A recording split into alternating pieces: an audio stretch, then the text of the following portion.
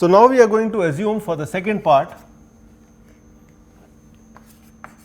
let ui be a solution to the weak form, and we need to show that it is also a solution to the strong form.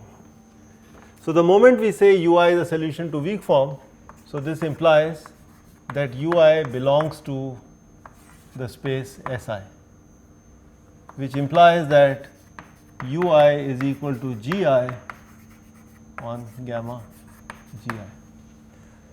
So one part of the strong form is done, the essential boundary condition. So this we will call as the essential boundary condition, because this is satisfied at the level of the function space itself. Okay. Now we write down the weak form and we identify one of the terms. So the first term, so wi comma j sigma ij d gamma. This, of course, I can now generalize this to wi comma j sigma ij. So in the weak form, I had the symmetric part, but if I replace the symmetric part with the general, it does not matter, because the component, the skew symmetric component would not contribute anything, since sigma is a symmetric tensor. So I can already do this, and now I integrate this part once more. If I do that, I should be able to show that this would give me sigma I wi sigma ij comma j d omega, that is the first term, and then I would get an integral summation over all i's. So I goes from 1 to nsd, and this would be wi sigma ij nj d gamma. Okay, so this is the integration by parts. And if I now plug this back into the weak form, then I would get the following. So wi times sigma I j plus fi d omega. So I am now substituting for this integral in the weak form. So this is the first term that I get, wi sigma ij plus fi, and then I have to carry these other terms, which are minus integral over gamma hi. The summation is from I1 to n sd.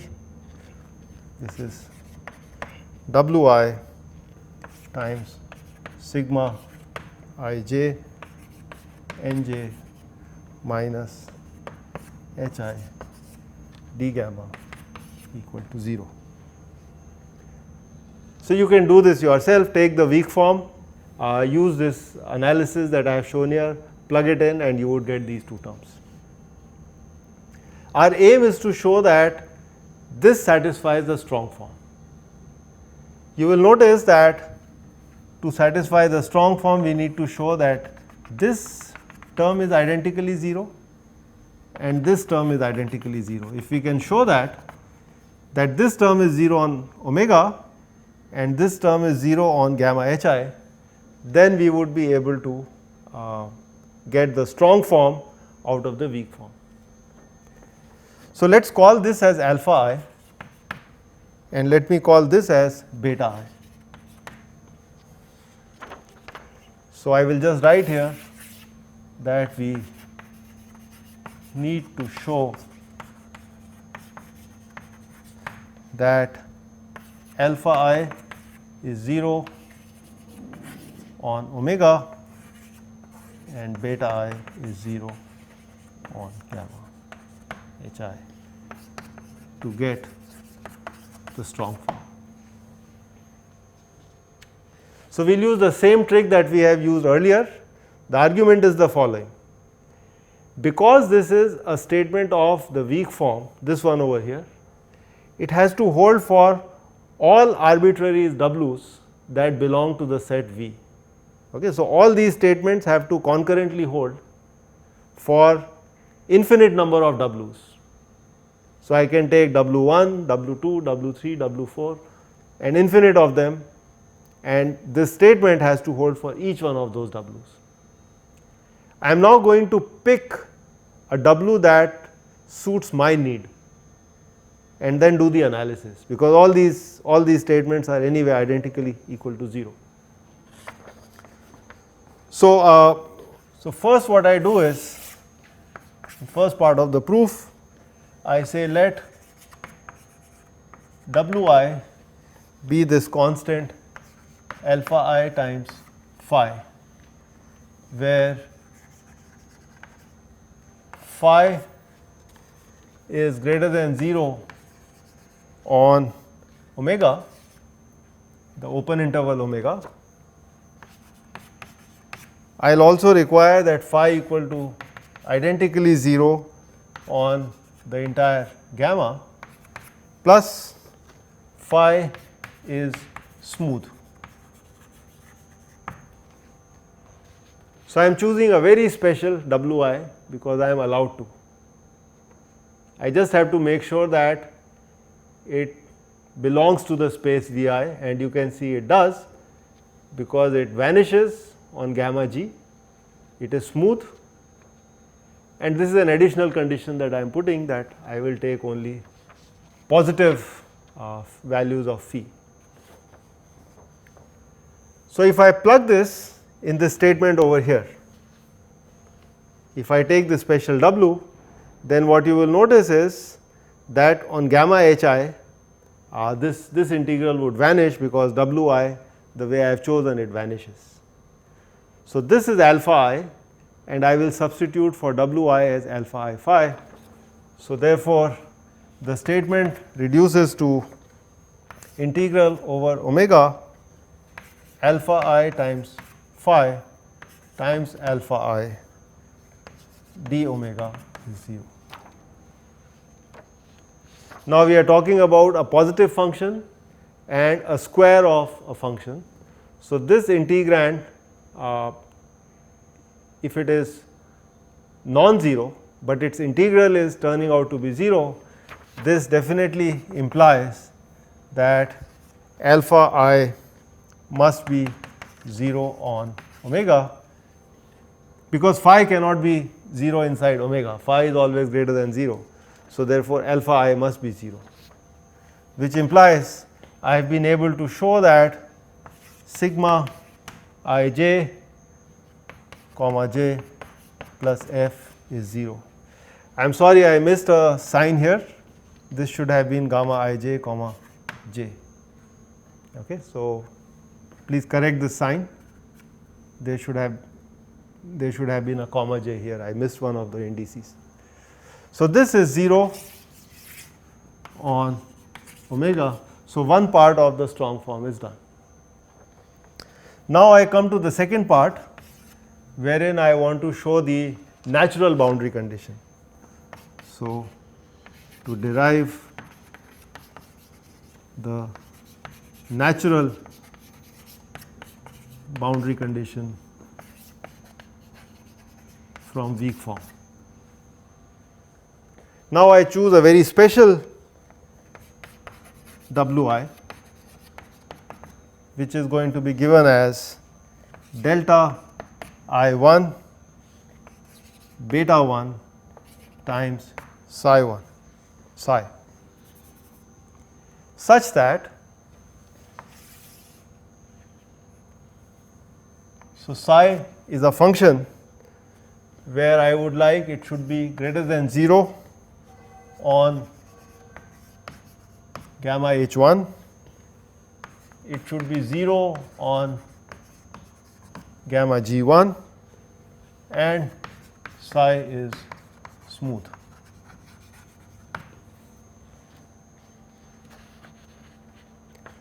So, please notice I am choosing Wi so that it vanishes for all other i's except I equal to 1.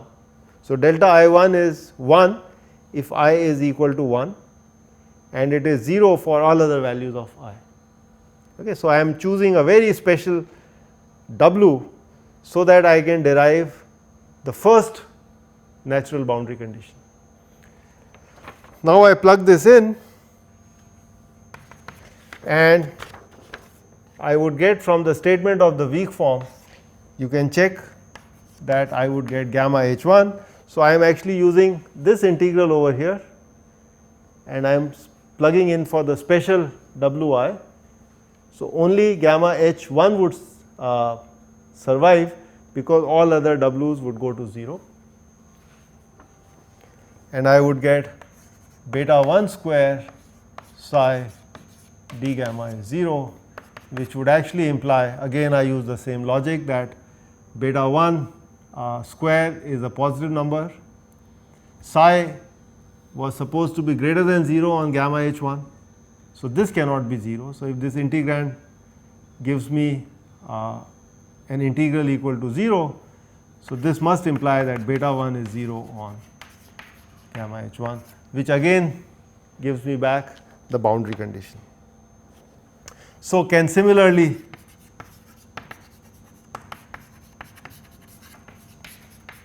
show for beta 2 on gamma h2 and so on.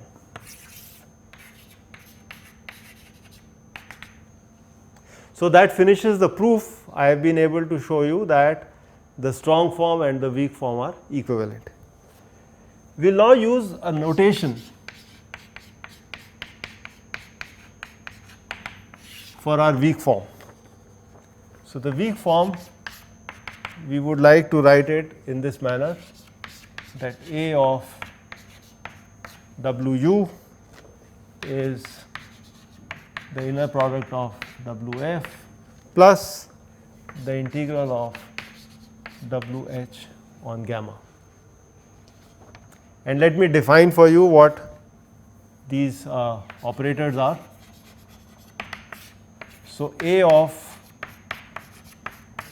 Wu is given as integral over the domain omega Wi comma j, but the symmetric part, and then the Ci j k l, and this would be u k comma l, again the symmetric part d omega. Remember, this was Wi comma j and this was sigma ij. So, I have substituted for the definition of sigma ij, which is Ci j k l times the strain, which was E k l, but E k l, the epsilon k l, the strain is related to the symmetric part of the deformation gradient. So, that is your operator A. I can also write down W comma f, both are scalars, and this would be integral over omega Wi Fi d omega. Likewise, the last term, the boundary term for gamma, that actually is a summation of I going from 1 through NSD, an integral over gamma hi, this is Wi hi d gamma. So, this is the weak form that I can solve. So, the next step would be the Galerkin form.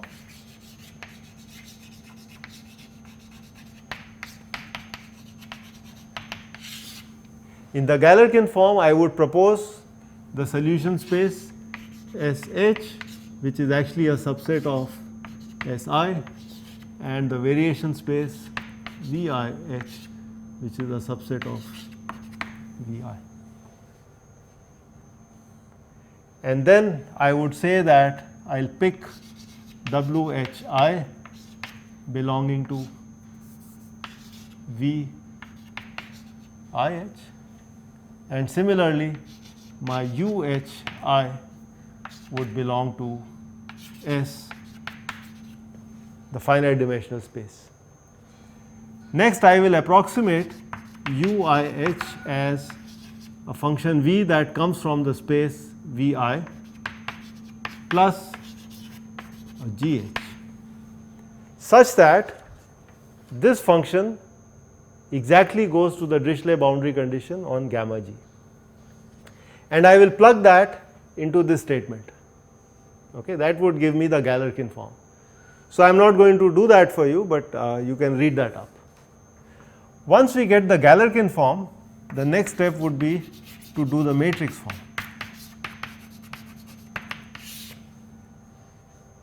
And here again I would invoke the shape functions. So there would be these shape functions NA which depend on X.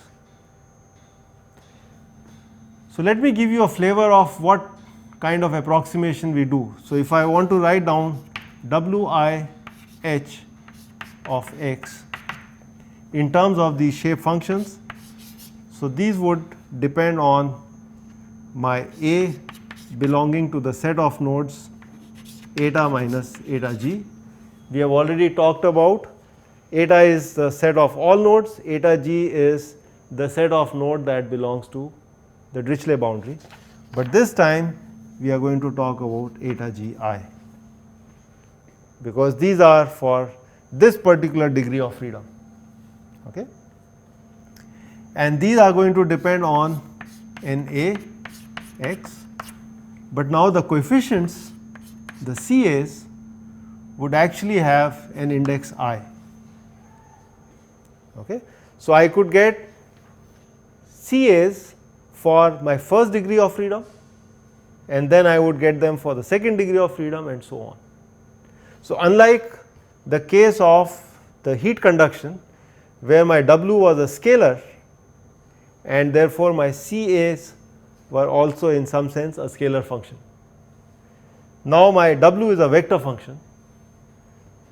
I still use the same set of interpolation functions for all the degrees of freedom, but the coefficients CAs would actually be different for different degrees of freedom. And likewise I can also talk about my solution UIH of X.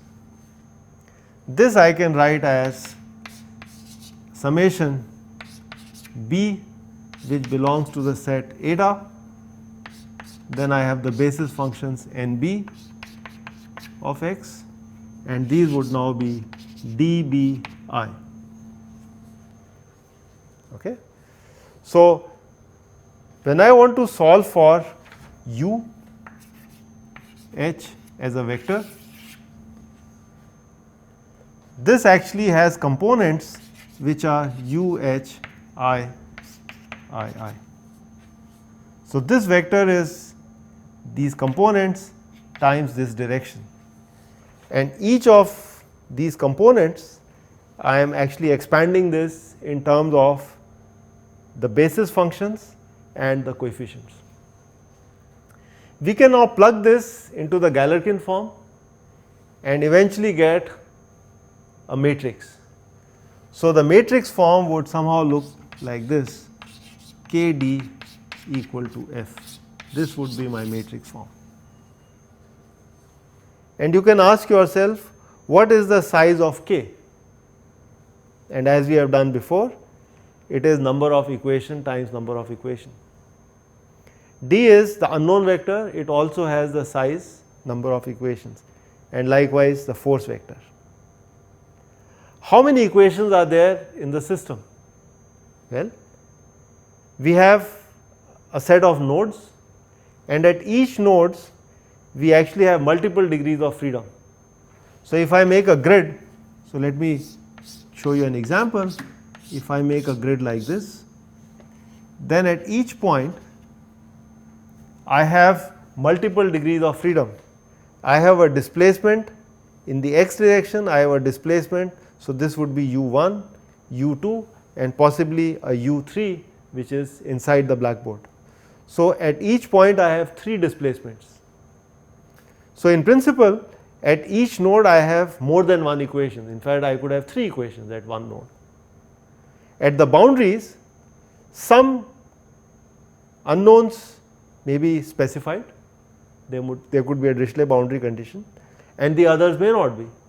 Okay. So, it is a little bit more complicated than a scalar problem. What we are going to do now is, I will give you an example of a truss. So, we will take a very simple truss, okay, and I am going to set up the problem for you in terms of a 2D problem, where we will have 2 displacements, x displacement and y displacement, and then we will count the number of equations and then see how this structure of this K matrix looks like and possibly how we can assemble the element level matrices into the K matrices.